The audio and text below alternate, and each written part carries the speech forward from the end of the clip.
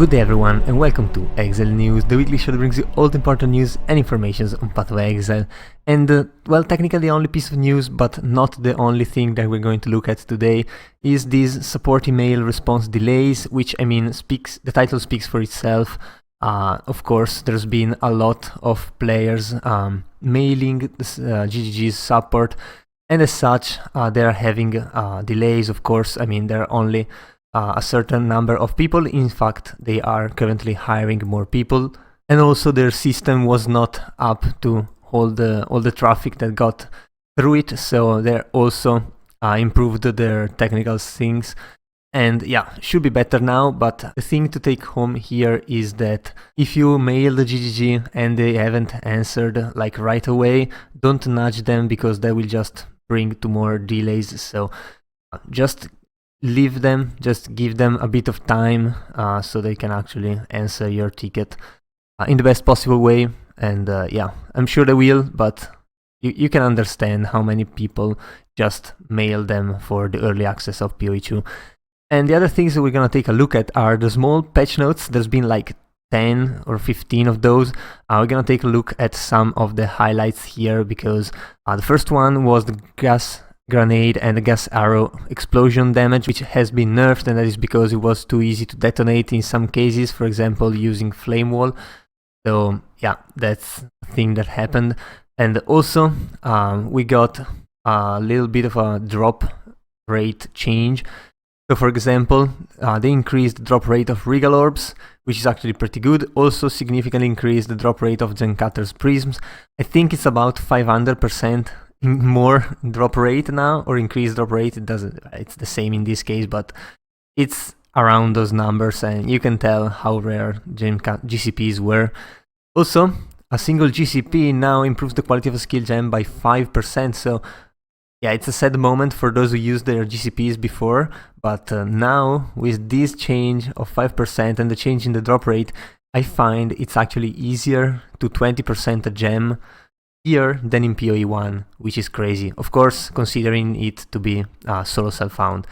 Also, they lowered the drop rate of the Chaos Orbs, and since Chaos Orbs are not the orb that's being used for trades here, because it's exalted this time, the other currencies which are together with the Chaos Orb into the valued currency items category, like Regals and Exalted, should drop a little bit more. And I think Regals are in a fine spot right now. Also, if you sell red gold items, like you disenchant gold items, you can get a fair amount of Regals, which is just enough to craft. I feel it's like in a good spot right now. Exalted are a little bit too rare, honestly, for my liking, especially if you need to craft and upgrade your own gear rather than trade, especially even more in acts.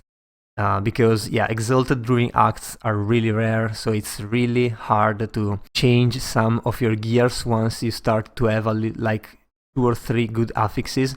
It's really hard to gamble for more if you don't have exalted orbs, so that's a thing. But still, they also lowered the drop rate of Artificer's Orb, again distributing it more to the lesser Jeweler's Orb. And I don't know, I don't think this is much needed, because most people are using like 3 skills, maybe 4, and yeah, you don't need that many jewelers or lesser jewelers. And also they did a couple of changes to monster modifiers and the quantity of those modifiers, so hopefully they're going to feel better in maps. Another thing which is really important in maps is that rare monsters are now revealed on the minimap when there are 200 monsters remaining. Previously it was just 50. 200 monsters remaining, I find that it's a pretty good number. Honestly, the maps in PoE2 are not that big. I thought, especially after full clearing every single zone in the 3 acts, and getting used to Act 3, huge, enormous zones, like maps in confront to that are really small and much easier to clear. I found that. So I think 200 monsters is pretty easy. If you want to rush, you just kill a bunch of packs, and after a while you just rush the yellows if you want. Honestly, you just need to clear the maps anyway if you want to sustain the waystones, at least at the beginning, so might as well clear everything. And that was the first one. The other one was a nerf to Raging Spirits because it was used in many cast on like freeze or shock or anything build, and the spirits dealing a very small amount of damage would contribute very much to the build up for, again, stun or whatever else. And it was mostly elemental things, but it was kind of broken, so they had to nerf Raging Spirits here. And they also changed a bit how the meta gems work, but which is this trigger gem and energy gain here, which is a wall of text. But the thing is, some builds died there, but the cast on freeze, cast on shock, all those things are still working pretty fine. We've seen some very interesting videos on Reddit, so definitely working out anyway. And some other very strong things, for example, passive block chance now applies to blockable hits from all direction as opposed to just hits from the front. And why wasn't this the case from the beginning? It's unknown, but still, if you got higher percentage block, it should feel much better now. This is a huge change defensively, especially for those classes who use shields. And another big one is the player size set to 0 units while dodge rolling instead of 1 unit.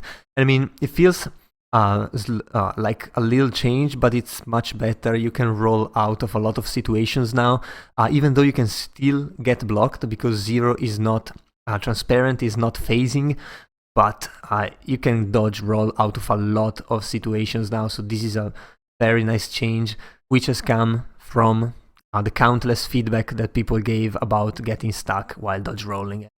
Also, if you're trying to doing the ultimatums or the sanctum things, it now tells you on the coin or on the other thing that you are going to get like ascendancy skill points upon completing the trials, or you are able to choose your ascendancy class if you haven't won yet. So that is definitely a nice thing. That is because no one knew when it changed, like what was the point where you could get your ascendancies, and it's like clearing a sanctum of 4 floors or like doing a 7, I think, or 10 maybe, trial of chaos. So that is nice that now we can know. And then there's been a lot of generic buffs. An important one is the duration of armor break being increased to 12 seconds from 6, which definitely gives now time to actually hit the monster rather than just running around. And again, more updates. This thing that we already so the ultimatum changes, like they just brought some outliers in line for the difficulty. I still see people complaining about the difficulty. I haven't tried the higher level ones. I did the first one when I was over leveled, so it went fine. So yeah, I cannot comment on those yet. And a lot of bug fixes, which you always want to see. I mean, they're doing early access mostly for balance and bug fixes, so these patches are pretty damn good, honestly. And the last thing we're gonna take a look at, which hasn't happened yet, but is going to be happening in the following or in an upcoming patch, is the checkpoint change, which basically allows you to travel from one checkpoint to the other that you have already explored. And they're also going to add the checkpoints to entrances and exits of zones to allow for teleportation. Now this is going to reduce a lot of backtracking, especially in acts where you have to go one way or the other, or maybe you left checkpoint thinking that was the rest of the map and you went to look another way and you find out that that checkpoint just led to a boss that you need to kill and you've cleared the whole map in the opposite side. So yeah, this is going to fix a lot of backtracking, and it's a very welcome change. I mean, there's no need for people to just walk over and over and over again all the way from one place to another. The current exploration is already pretty good, even though the map layouts have some problems. So yeah, I guess that was all for this week, and if you enjoyed the video, leave a like and a comment down below. Also, if you want to remain updated every week, be sure to subscribe to my channel. That was all. I've been your host Giorgio, and I'll see you guys the next time.